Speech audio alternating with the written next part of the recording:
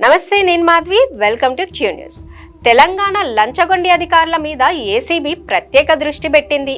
పోయిన ఏడాది ఆదాయానికి మించిన ఆస్తులు, లంచాల ముచ్చట మీద కన్నేసి వరుస దాడులతో సంచలన నిజాల్ని బయటకు తీసుకొచ్చింది.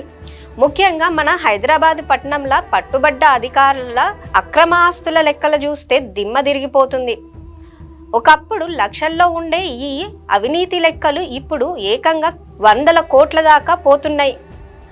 అవినీతి నిరోధక శాఖకు దొరికితే ఏమైతుంది అని ఈ లంచగొండ్లు సిగ్గు లేకుండా మాట్లాడుతుండ్రు. అసలు ఈ ముచ్చటేందో ఇప్పుడు చూద్దాం. ఆదాయ, నీటిపారుదల, రవాణా, విద్యుత్ లాంటి ముఖ్యమైన శాఖల అధికారుల మీద అవినీతి నిరోధక శాఖ కన్నేసింది. వరుస దాడులతోనే వాళ్ళ దగ్గర నుంచి కళ్ళు చెదిరే నోట్ల కట్టలు, కిలోల కొద్ది బంగారం బయటపడుతోంది.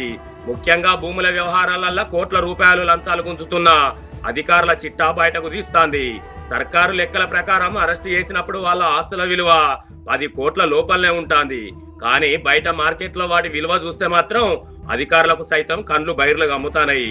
పట్టుబడ్డప్పుడు దొరుకుతున్న ఆస్తులకు 10 ఎక్కువగా మార్కెట్ ధర ఉంటుంది.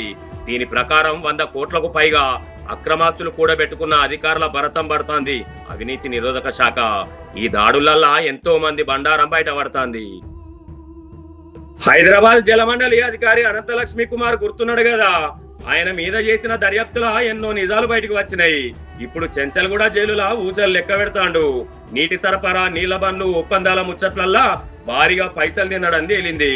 ఇంకో దిక్కు మెడ్చల్ మల్కాజ్గిరి జిల్లా అధికారి కార్యాలయంలో పనిచేస్తున్న మర్రి వంశీమోహన్ పై నమోదైన అక్రమాస్తుల కేసుల దర్యాప్తును ముమ్మరం చేసిండ్రు.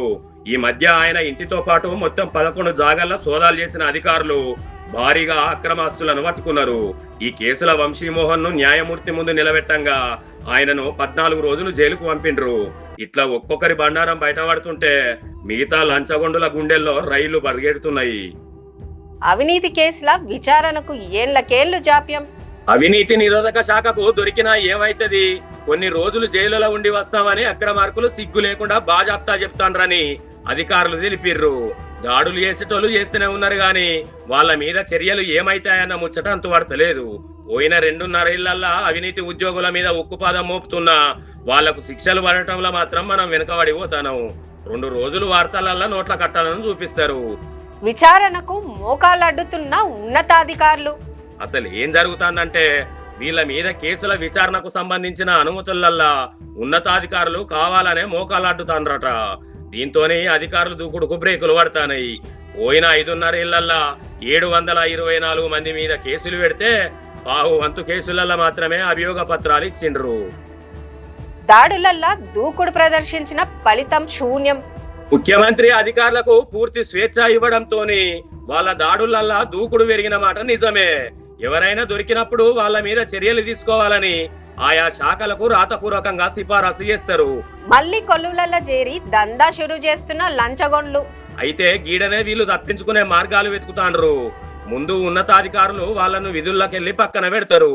తర్వాత కోర్టుల కేసు వేయడానికి అనుమతి అడుగుతారు. ఇక్కడనే అసలు జాప్యం జరుగుతాంది. ఆదాయ శాఖలో ఆగిపోయిన 400 ఫైళ్లు.